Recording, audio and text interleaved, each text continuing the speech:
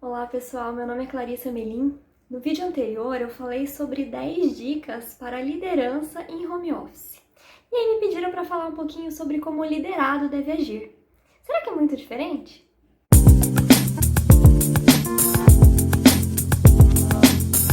Bom, falando um pouquinho do home office, em 2017 o Coworking Spaces fez uma pesquisa e detectou que 55% dos profissionais já faziam home office pelo menos uma vez por semana. Nessa pesquisa foi identificado como principais dificultadores a dificuldade de se concentrar, as interrupções familiares em ligações e reuniões e a demanda da família por atenção. Agora que a gente está num momento em que o mundo todo acabou se colocando em home office por algum tempo, esse assunto voltou a ser discutido. Por isso, eu reuni algumas dicas que podem te ajudar a manter a produtividade mesmo trabalhando remotamente.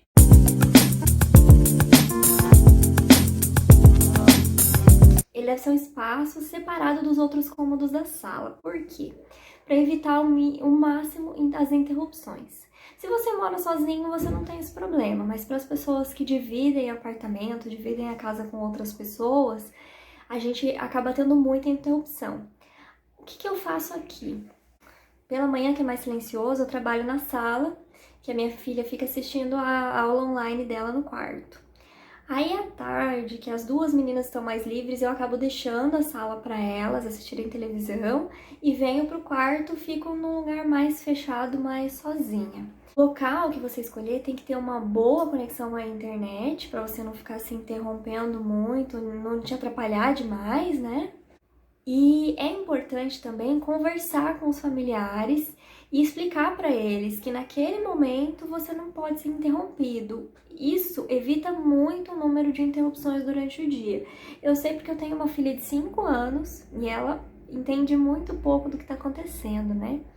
Mas eu conversei muito com ela e ela me interrompe só em últimos casos.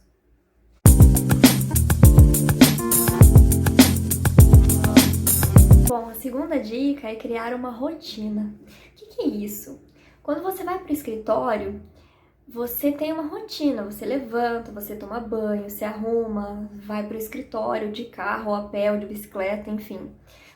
A rotina programa o teu cérebro para entender que chegou a hora de trabalhar.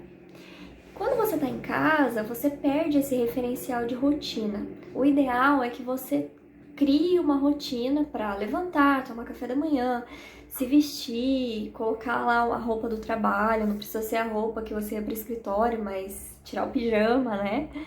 Não sei se você gosta de ler, começar o dia lendo ou tomando um café e depois andar para trabalhar. Você criando uma rotina e fazendo todos os dias isso nos mesmos horários, programa o teu cérebro para entender que chegou o momento de trabalhar. Uma coisa que eu faço no meu dia a dia sempre, até fora do trabalho, é ter uma rotina de fazer os meus exercícios, fazer o meu yoga, fazer as coisas do meu MBA que eu tô fazendo. Enfim, você tem que estipular horários, fazer uma agenda mesmo.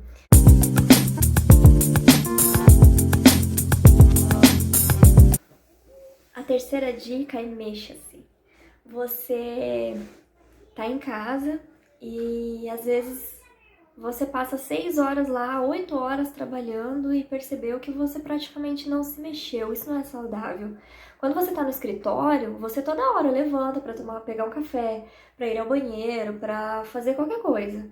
Então, é importante que você ali, depois que passou umas 2 horas e meia que começou a trabalhar, a fazer um alongamento, a levantar, pegar uma água, ir ao banheiro.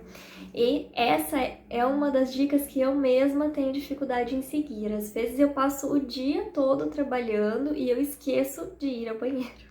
Outra coisa que ajuda bastante nesse sentido assim de a gente se mexer é fazer uma rotina de exercícios. Apesar de muita gente está evitando ainda ir às academias, fazer algum exercício em casa. Tem muitos canais que disponibilizam aulas online, tem sites mesmo. É importante manter uma rotina de exercícios físicos, porque eles não ajudam só a você manter a produtividade no trabalho, mas também te mantém saudável.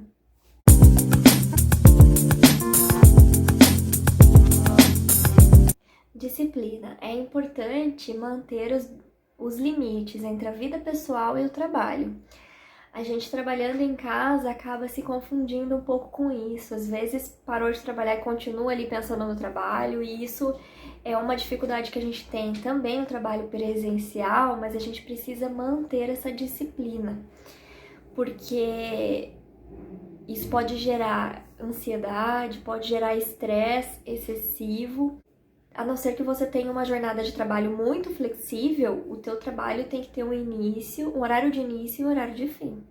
Também é preciso ter disciplina para não trabalhar com a TV ligada ou com muitas interrupções de redes sociais o tempo todo. A gente acaba perdendo muito tempo ali, viu uma notificação, vai olhar, perde muito tempo fazendo isso. E outra coisa é parar para comer o tempo inteiro. Isso também é um problema que a gente tem no presencial, mas em casa é muito mais desafiador. A gente precisa ter disciplina para fazer um lanchinho de manhã e um lanchinho à tarde e acabou.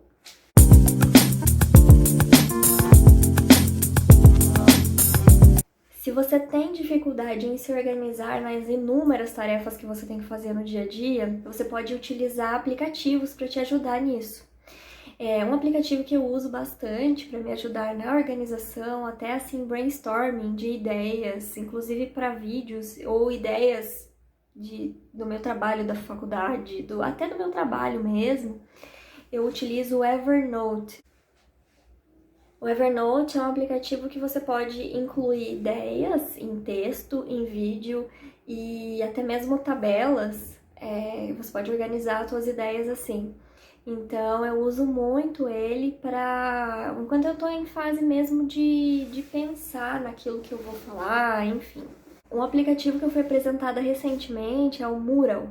Um chefe meu me indicou, ele é um aplicativo que você pode ir colocando post-its coloridinhos assim entre as atividades que você tem para fazer, que estão aguardando, as que você está fazendo e as que estão feitas.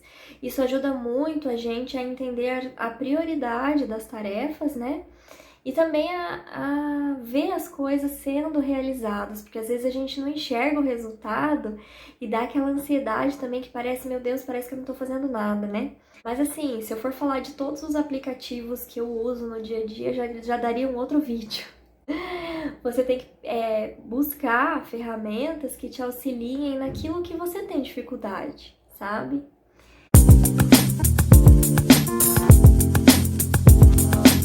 Trabalhando em casa, parece um trabalho muito solitário, né?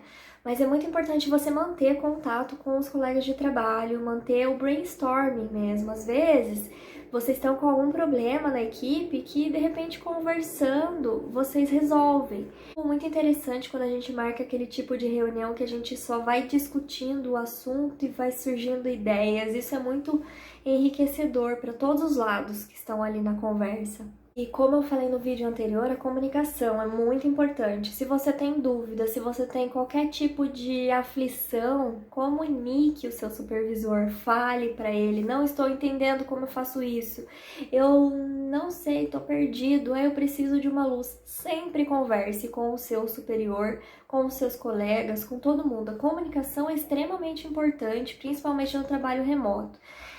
A gente tem WhatsApp, tem grupos que as pessoas fazem para conversar, pode conversar por e-mail, tem sempre um jeito de você falar com alguém para tirar alguma dúvida.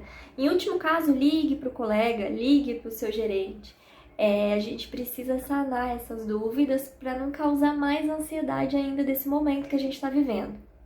Se você gostou dessas dicas, clique aí em gostei no vídeo. E fale pra gente o que mais você gostaria de ouvir. Esse vídeo foi uma sugestão de uma das pessoas que assistiu o vídeo anterior. E na semana que vem a gente vai falar um pouquinho sobre feedback. Quais outros assuntos vocês gostariam de ver aqui no canal? Comenta aí. Até a próxima!